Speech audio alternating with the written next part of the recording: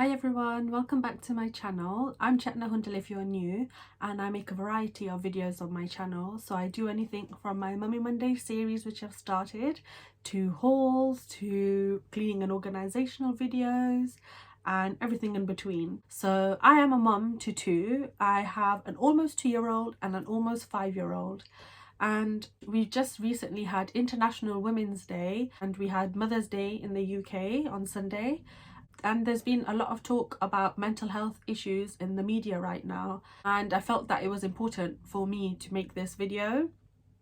Now, I will say, ignore the hair. I'm rocking the Monica Geller frizz right now, and I don't have no makeup on, and I'm wearing a comfortable hoodie because this is real life, and life is not picture perfect and Instagram worthy 24/7. My channel is all about the realness, so I'm coming to you today with the realness. If I wait to be picture perfect and Instagram worthy, let's just say I'll probably never get around to making any videos. Anyway, moving on.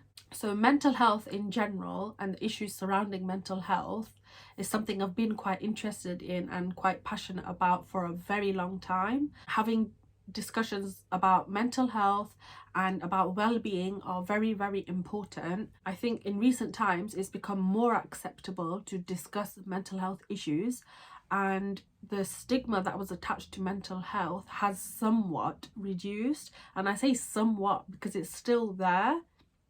I think people still feel embarrassed or shy or too proud to even discuss mental health issues.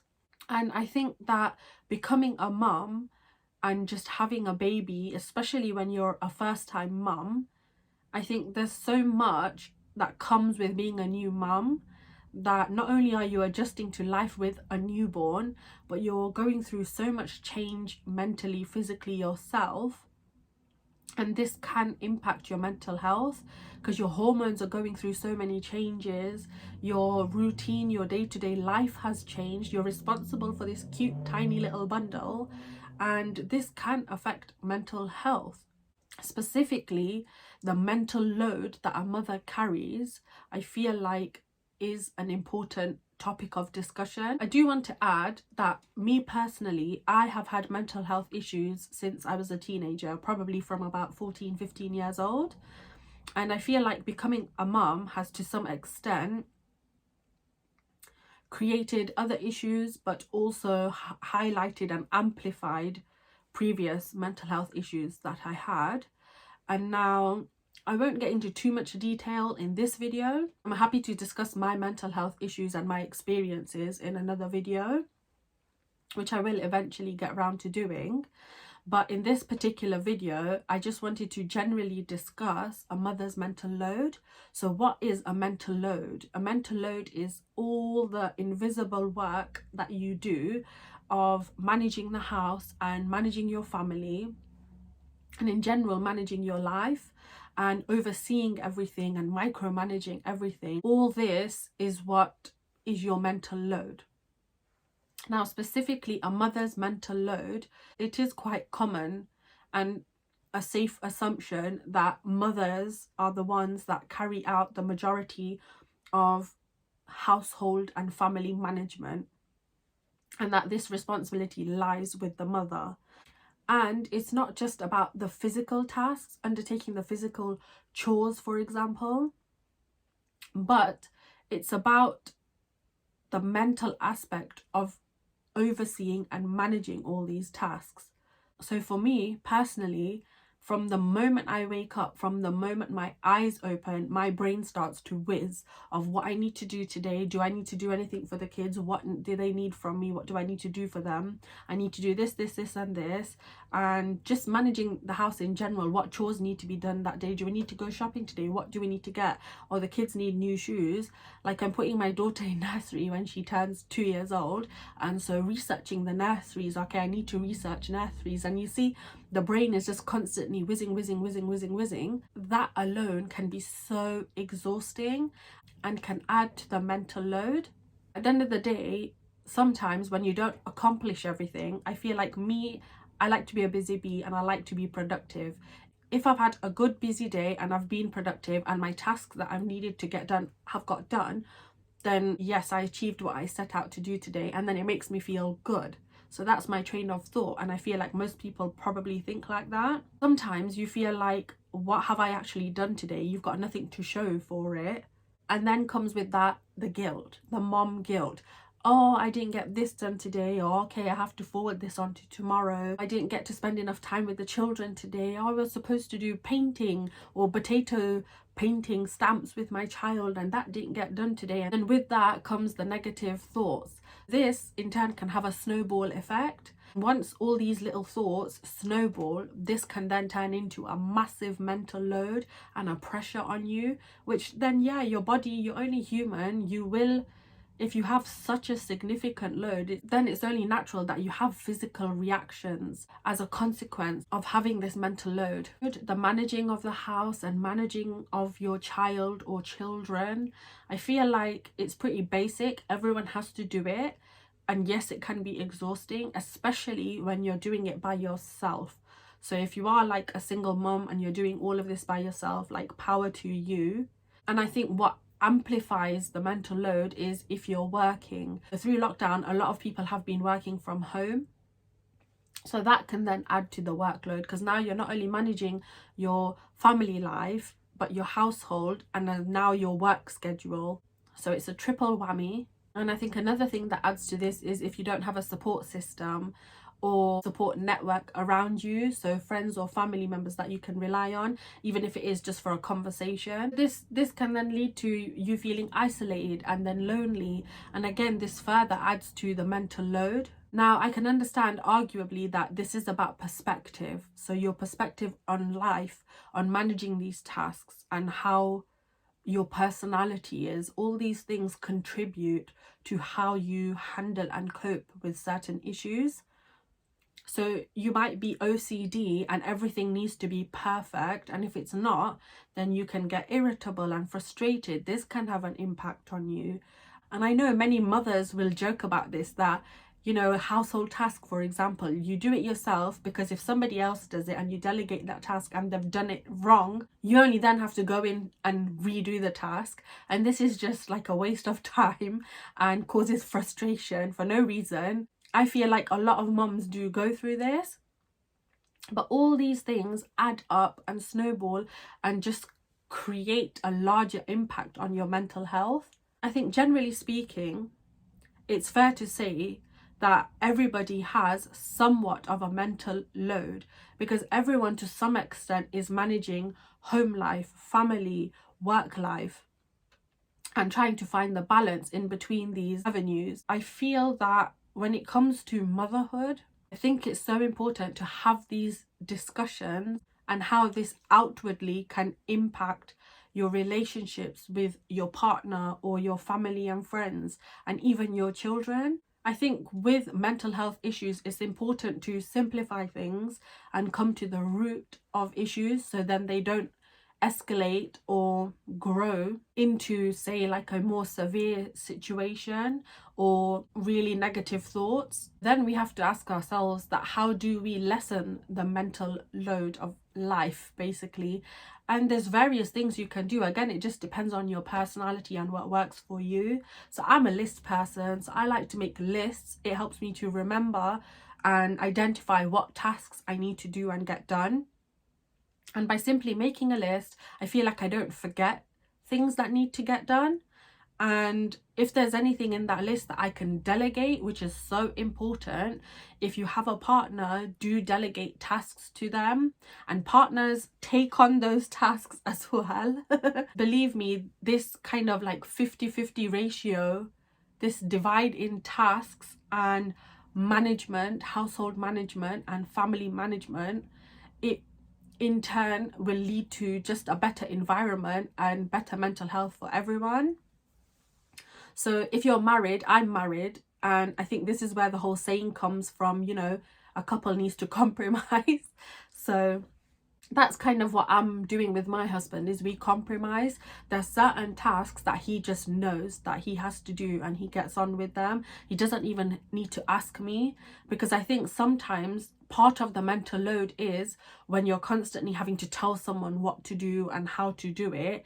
It's not really them then taking the task off your hands completely. You're still kind of micromanaging or overseeing that task. And so if your partner is able to take that off you, then try to do that. So initially with that, the first thing is communication. Have an open discussion, have an honest discussion. Just lay out your concerns, lay out what will help you. Specifically say what will help you or what tasks you want to divide between the two of you, and have them completely take that task off your hands. And then that way it's just one less thing you have to worry about. I think there is this idea that women wear all of the caps in the house. So you are the mother, the teacher, the nurse, the referee if you've got multiple children. And finding a way to strike a balance between these roles that you play is also important. I feel like I can only speak from personal experience, and with me, what helps me is if I compartmentalize my thoughts. So if I know that, right, for example, many of us have been homeschooling through lockdown in the UK, and I know that, okay, this time is teaching time. I'm wearing the teacher cap right now, so that's all I do. I don't worry about anything else. I try not to even think about anything else. But I'm not gonna lie, I'm the kind of person that, yeah, something else will be ticking away in the back of my mind. Okay, next I need to do this, but that's just my personality. And I think many others might identify to me and might be the same as me, in that they're just overthinkers. And so I guess the point I'm trying to make is you just have to find ways that work for you. So I have made a conscious decision that, okay, I'm going to be a teacher now. And then once homeschooling's finished, right now, you know, I'm the chef, let's have something to eat. And then it's like, right, this is our playtime. And then I'm their mom, their friend, the mom friend. And then we're just playing and having fun. I feel like being able to compartmentalize and transition between the different caps, it just helps me to manage things better.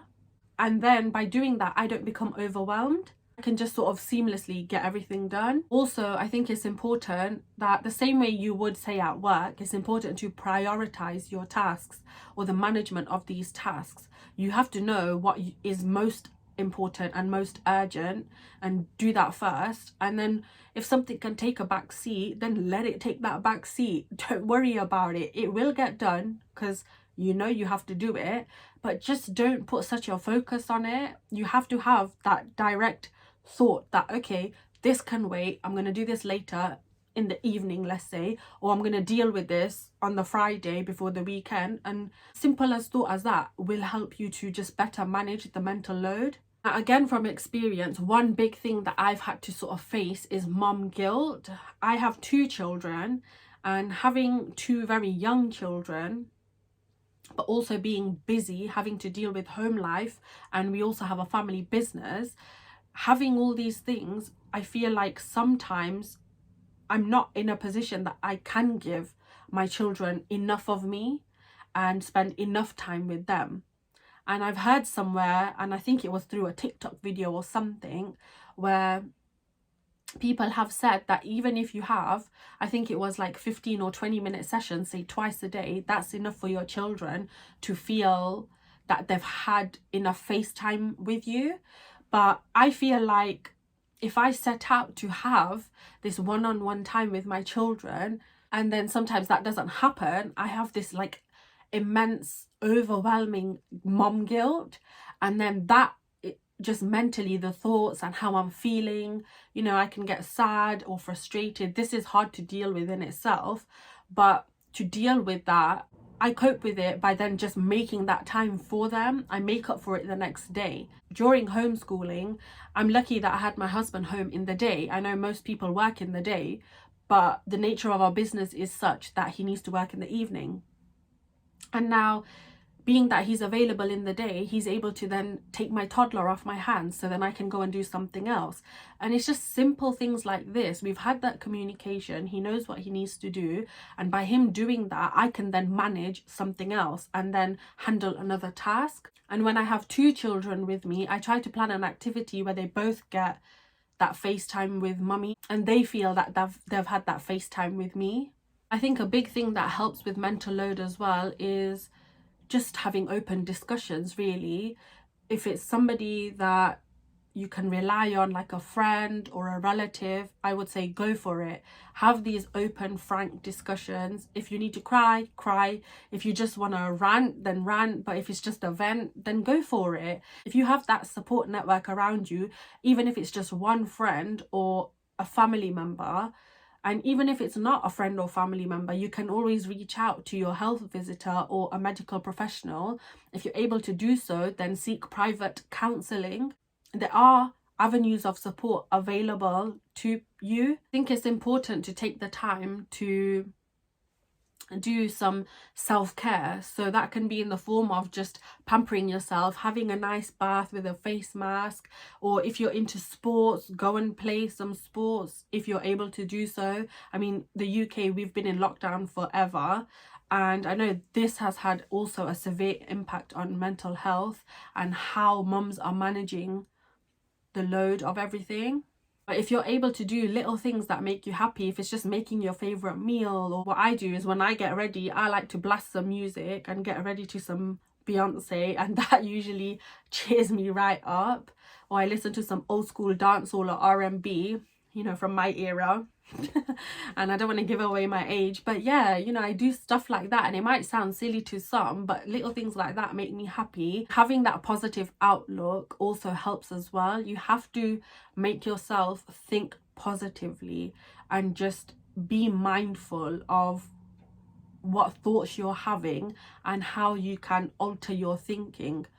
So I just want to add that if you are having serious negative thoughts or harmful thoughts, then please reach out to somebody. I'll try to leave links and websites or places that you can contact for some support down below in the description box. But please do reach out to somebody. So when I was younger, I actually did have therapy because it just got to the point where the load of life was too much, and you know, this kind of developed anxiety in me, and I sought therapy and I found this to be useful. So it was cognitive behavioral therapy, and a part of that is to alter your thinking. So having a positive mindset does help you to handle issues and handle this load. And whilst it may not be like a cure type of method, it is a preventative method. So getting that help will lead you down a path to better equip you to deal with issues, as opposed to not doing anything about it and then this leading to sort of a more severe situation. So self-care, as well as positive thinking and just positivity in general, whether it's through listening to some motivational people, someone inspiring, or reading self-help books or motivational books. Like I read, for example, The Secret every now and again, and it's all about the law of attraction. So having positive thoughts to attract positive things in your life, and something as simple as that can impact my mental health and make me feel inspired. So podcasts are popular these days. You might be interested in listening to some podcasts, and that may inspire you and put you in a different mindset and shift your mindset from negative to positive. And I'm so glad that over the recent times that discussing mental health issues and seeking help, this has become more common and there's more open discussions being had, and I'm all for that. I think it's so important to do that. I think that although there still does remain a stigma, I think that has reduced over the years, and I think that with medical advancement there's ways of diagnosing certain issues and then better treating these issues, and there is so much help out there available. So please, if you feel shy or too proud or ashamed to even seek some help, please don't.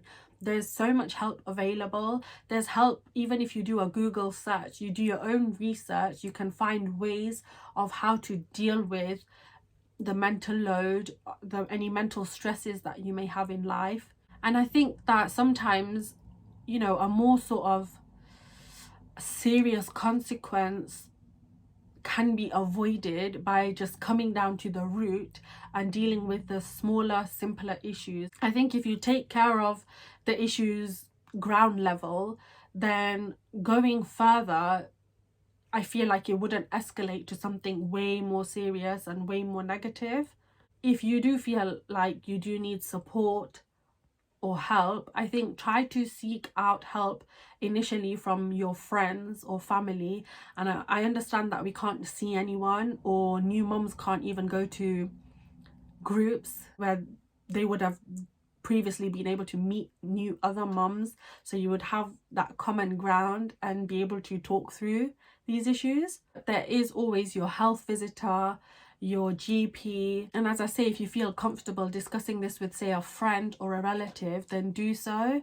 I feel that even just talking about it, or even just writing your thoughts down, journaling, can be a great help as well if you don't feel like discussing it with people.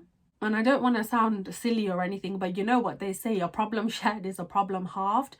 And that's why I'm saying that even if you journal something or you communicate something and just vent and have word salad or word, you know, and just take it all out, I feel like this will lessen the load. You will feel so much lighter and better for having shared what you're going through. Another point I wanted to mention is that whilst I am British, I am of an Indian background. And so I think with mental health and dealing with the mental load specifically, I think this can be impacted by cultural differences or cultural viewpoints. So for example, I think it's a safe assumption to make that Asians, Indians particularly, do not seek help, be it in the form of simply sharing your issue, seeking therapy, or going to counselling of some sort. I think it's kind of seen as maybe, you know, that it's a weakness, or maybe you're not all there, are you crazy? There's these sorts of questions and thoughts surrounding just mental health in general. And that's why in particular I did want to make this video, because if there are any Asian, Indian women watching this right now, then know that forget what anyone thinks, just don't pay attention to that. I know that this still, sad to say, does exist in this day and age, but really you are more important. Your mental health, your well-being is more important. And as a mother, or even as a father, if you're watching this, your general health is more important to being able to undertake these tasks and manage the house and manage the family. But yes, while stigma has reduced surrounding mental health issues, specifically dealing with the mental load, I think it is, people just assume it's a way of life, you have to just get on with it. But if it gets too much, it's important then to seek help. And I think with Indians, it sometimes tends to be that it's looked upon as a weakness, or there's questions that, you know, for example, I had therapy when I was younger and it was very beneficial to me. But I know I had relatives even, which is so sad to say, but because people don't understand, you know, they question your sanity and they assume there's something wrong with you when there's nothing wrong with you. It's just you're having these thoughts which are impacting you, and outwardly, physically, you're having maybe some reactions to these thoughts. And it's always more healthier to acknowledge these and deal with it, and then so you don't have something graver to deal with down the line. I feel like maybe this assumption isn't just for Indian cultures. Perhaps people in other cultures have this viewpoint as well. But, and this is the whole stigma attached to mental health issues, and probably why people don't feel comfortable sharing their issues. But I feel like it's important to have these discussions. It doesn't mean anything's wrong with you. In fact, you're being proactive. I think if internally, mentally, you are capable and you make yourself strong, then you become a better parent for it, which surely that's more important, because then this will have a direct impact on your children. And if you're suffering, I mean, kids are resilient, but they do see more than what we understand that they see. And you don't want that in turn to then impact negatively on them. So, you know, that whole example of if you're on a plane and you wear your mask and then you give your mask to the next passenger next to you, this is a similar sort of thing. I think if you're okay and you help yourself, then you can then better help somebody else. Especially with parenting, it's important to tackle issues to help you deal with everything in your mental load, so then you're better able to carry out the tasks, so then you can be a better parent. And I think this whole idea of cultural judgment, and it is judgment, so that's what I'm going to call it, I think we have to be mindful of ourselves. And it's not to be selfish, but I think people will and always are going to say what they're going to say, and at the end of the day, you're more important. So you need to do what's best for you, and you need to take care of your mental health and well-being first, and then that way you're better equipped to then take care of your child. Forget what anyone else has to say about it, because at the end of the day, they're not walking in your shoes, they're not having your experiences, they're not going through what you're going through, they don't have these thoughts, and it's damaging. So it's important to seek help, and just, you have to, as much as it's easier said than done, you have to turn a blind eye to these people's judgments, because they will always talk. It's entertainment for them, it's gossip for them, it's old time thinking, you know, and it's just poor judgment, really. So this, just think of it as a dark cloud and get your umbrella on, block it away, right, and focus on your own path. And I'm telling you, this will help you. Now, I just have to add that I'm not a professional, I'm not qualified or trained in mental health, so I will leave some links down below should you wish to seek medical intervention, help, guidance. So please check out the description box. I'll try to put as much information in there as possible, and links to maybe books that have helped me might help you, or websites that I have looked at that might help you. For example, the Channel Mum website is really, really good. They cover so many issues on there, from different stages, from pregnancy to first new mums, to the first year in your baby's life, how you deal with things, various issues. And there's so many other content creators on there that you can check out as well. So I'll leave a link to their website down below. They also offer community support, so you can, it's like a forum, you can communicate with other mums that may be potentially going through the same thing as you. And also feel free to leave your thoughts in the comments below, and I'd love to hear your thoughts and have a discussion in the comments. And if other mums want to support each other in the comments, then please do so. Any tips and tricks are welcome, because I'm sure something you say will help someone. So please feel free to give your 2 cents. As I always say, there's no manual. We all have to help each other through this. And finally, I hope you enjoyed this video, and thank you so much for watching, and I shall see you in my next one. Oh, and next week's video I'll be doing, it will be my top tips or tricks on how to avoid mummy burnout. So stay tuned for that. If you've not subscribed already, please hit that subscribe button wherever it is. I think it's this side. And don't forget to ding that notification bell so you know when a video goes live. And yeah, just thank you so much for watching. And I know it was a bit of a deep topic today, but if I even helped one person, then I feel like I've done my bit. So I'm sending you a big squishy virtual mummy hug. Even if you are another mummy or a daddy, please take care of yourself, and I shall see you in my next video. Bye guys.